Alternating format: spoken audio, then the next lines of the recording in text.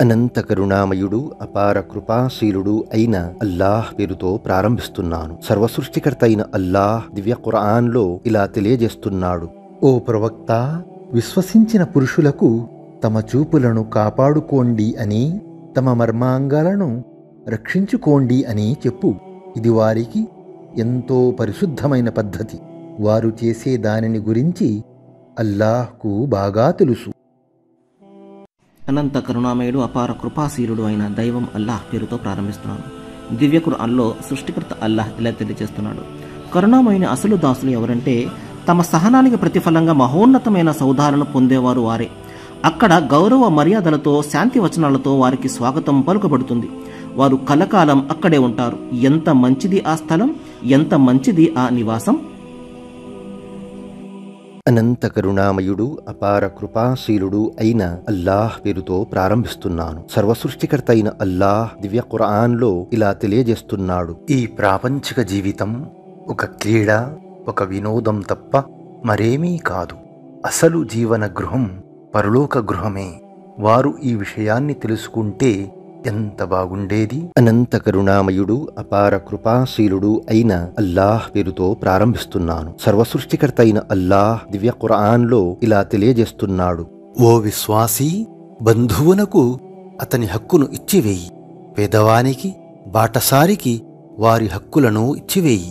అల్లాహ్ ప్రసన్నతను కోరుకునే వారికి ఈ పద్ధతి ఉత్తమమైనది. సాఫల్యం పొందేవారు వారే. అనంత కరుణామయుడు అపార కృపాశీలుడు అయిన అల్లాహ్ పేరుతో ప్రారంభిస్తున్నాను. సర్వసృష్టికర్త అయిన అల్లాహ్ దివ్య ఖురాన్లో ఇలా తెలియజేస్తున్నాడు: మేము నిశ్చయంగా ఒక రోజున మృతులను బ్రతికిస్తాము. వారు చేసే పనులన్నిటినీ మేము నమోదు చేస్తూనే ఉన్నాము. వారు తమ వెనుక విడిచి వెళ్లిన చిహ్నాలను కూడా మేము నమోదు చేస్తూ ఉన్నాము.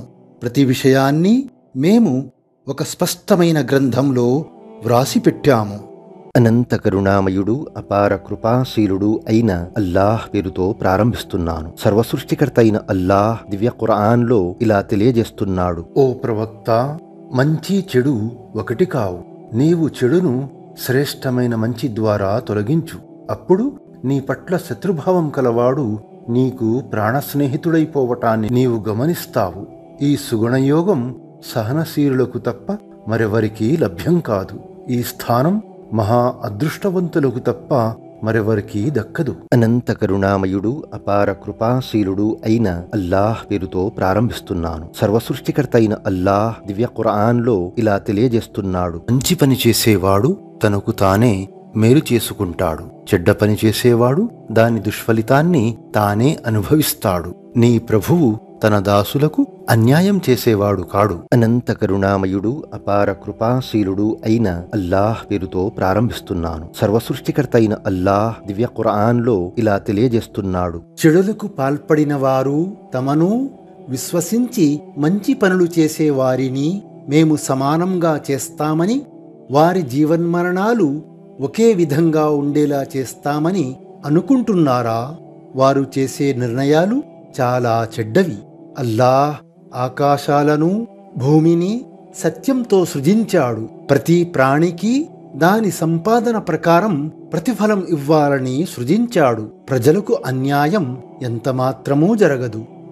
అనంత కరుణామయుడు అపార కృపాశీలుడు అయిన అల్లాహ్ పేరుతో ప్రారంభిస్తున్నాను. సర్వసృష్టికర్త అయిన అల్లాహ్ దివ్య ఖురాన్లో ఇలా తెలియజేస్తున్నాడు: ఏ దేవుడైతే ఈ భూమిని, ఈ ఆకాశాన్ని సృష్టించాడో, వాటిని సృష్టించడంలో అలసిపోలేదో, ఆ దేవుడు మృతులను తప్పకుండా బ్రతికించి లేపగల శక్తిని కూడా కలిగి ఉన్నాడనే విషయం వారికి తోచటం లేదా? ఎందుకు కలిగిలేడు? నిశ్చయంగా ఆయన ప్రతిదానిని చేయగల శక్తి సామర్థ్యాలు కలవాడు. అవిశ్వాసులు అగ్ని ముందుకు తీసుకురాబడే రోజున వారిని ఇది సత్యం కాదా అని అడగడం జరుగుతుంది. వారు అవును, మా ప్రభు సాక్షిగా ఇది నిజంగానే సత్యం అని అంటారు. అల్లాహ్, సరే, ఇక మీరు తిరస్కరిస్తూ ఉండిన దాని పర్యవసానంగా శిక్షను రుచి చూడండి అని సెలవిస్తాడు. అనంత కరుణామయుడు అపార కృపాశీలుడు అయిన అల్లాహ్ పేరుతో ప్రారంభిస్తున్నాను. సర్వసృష్టికర్త అయిన అల్లాహ్ దివ్య ఖురాన్లో ఇలా తెలియజేస్తున్నాడు: మానవులారా, మేము మిమ్మల్ని ఒకే పురుషుని నుండి ఒకే స్త్రీ నుండి సృజించాము. తరువాత మీరు ఒకరినొకరు పరిచయం చేసుకునేందుకు మిమ్మల్ని జాతులుగాను తెగలుగాను చేశాము. వాస్తవానికి మీలో అందరికంటే ఎక్కువ భయభక్తులు కలవాడే అల్లాహ్ దృష్టిలో ఎక్కువ గౌరవపాత్రుడు.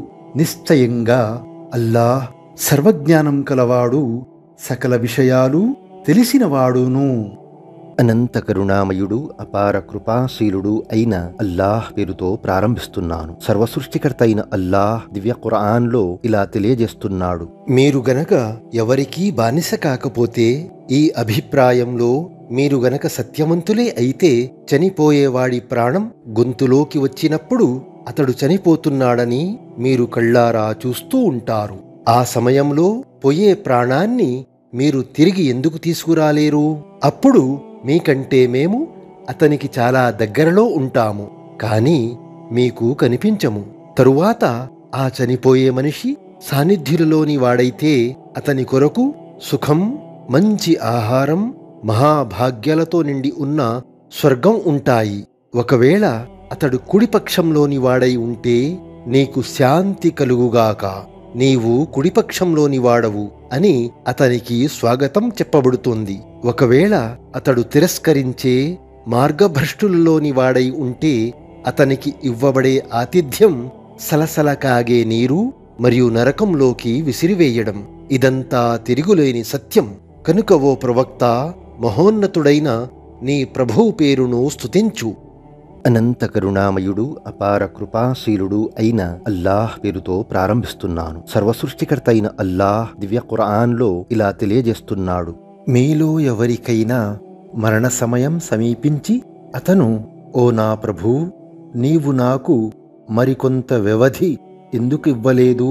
నేను దాన ధర్మాలు చేసి సజ్జనులలో కలిసిపోయేవాణ్ణి కదా అని వాపోయే పరిస్థితి రాకముందే మేము మీకు ఇచ్చిన ఉపాధి నుండి ఖర్చు పెట్టండి. కాని ఎవరి ఆచరణ వ్యవధి అయినా ముగిసిపోయే సమయం ఆసన్నమైనప్పుడు అల్లాహ్ ఇక అతనికి ఎంతమాత్రమూ అదనపు వ్యవధి ఇవ్వడు. మీరు చేస్తున్నదంతా అల్లాహ్కు బాగా తెలుసు.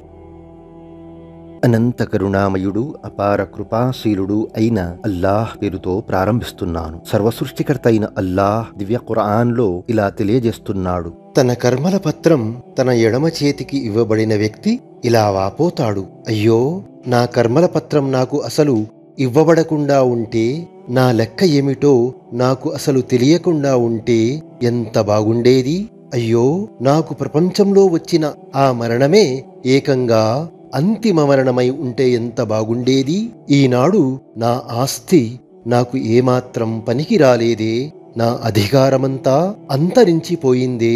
అప్పుడు ఇలా ఆజ్ఞాపించబడుతుంది, అతనిని పట్టుకోండి, అతని మెడకు కంఠపాశం తగిలించండి, ఆపై అతనిని నరకంలోకి విసిరివేయండి. తరువాత అతనిని 70 గజాల పొడుగు గొలుసులతో బంధించండి. మహానీయుడు, మహోన్నతుడు అయిన అల్లాహ్ను ఇతను విశ్వసించేవాడు కాదు, నిరుపేదలకు అన్నం పెట్టండి అని ప్రోత్సహించేవాడు కాదు. కనుక ఈనాడు ఇక్కడ ఇతని దుఃఖంలో పాలు పంచుకునే స్నేహితుడెవ్వడూ ఉండడు.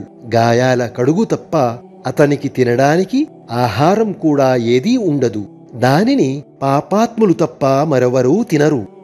అనంత కరుణామయుడు అపార కృపాశీలుడు అయిన అల్లాహ్ పేరుతో ప్రారంభిస్తున్నాను. సర్వసృష్టికర్త అయిన అల్లాహ్ దివ్య ఖురాన్లో ఇలా తెలియజేస్తున్నాడు, తూనికలలో కొలతలలో తగ్గించి ఇచ్చేవారికి వినాశం ఉన్నది. వారు ప్రజల నుండి తీసుకునేటప్పుడు పూర్తిగా తీసుకుంటారు, వారికి కొలిచి గాని తూచి గాని ఇచ్చేటప్పుడు తగ్గించి ఇస్తారు. ఒక మహాదినం నాడు వారు బ్రతికించి తీసుకురాబడనున్నారని వారికి తెలియదా? ఆ రోజున ప్రజలందరూ సకల లోకాల ప్రభువు సమక్షంలో నిలబడతారు.